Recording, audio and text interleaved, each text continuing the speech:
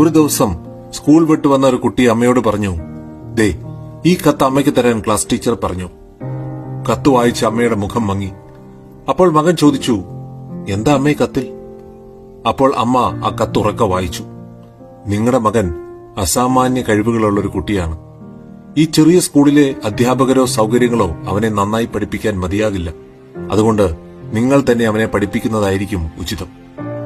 വർഷങ്ങൾ കടന്നുപോയി. ആ കുട്ടി വളർന്ന് ലോകമറിയുന്ന തോമസ് ആൽവ എഡിസൺ എന്ന മികച്ച ശാസ്ത്രജ്ഞനായി മാറി. ഒരു ദിവസം പഴയ സാധനങ്ങൾ അടുക്കി വെക്കുന്നതിനിടയിൽ എഡിസന് അമ്മ വായിച്ച പഴയ കത്ത് കിട്ടി. അതിൽ ഇങ്ങനെ എഴുതിയിരുന്നു, നിങ്ങളുടെ മകൻ ഒരു ബുദ്ധിയില്ലാത്ത കുട്ടിയാണ്.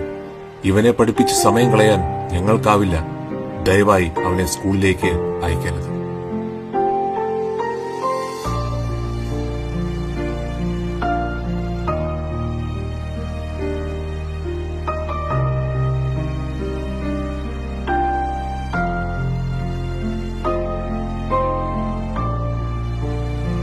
ഇത് വായിച്ച എഡിസന്റെ കണ്ണ് നിറഞ്ഞു. പിന്നീട് അദ്ദേഹം തന്റെ ഡയറിയിൽ കുറിച്ചു, ബുദ്ധിയില്ലാത്ത എഡിസനെ ലോകത്തിന് മുന്നിൽ മഹാനാക്കിയ എന്റെ അമ്മയാണ് യഥാർത്ഥ ധീര വനിത.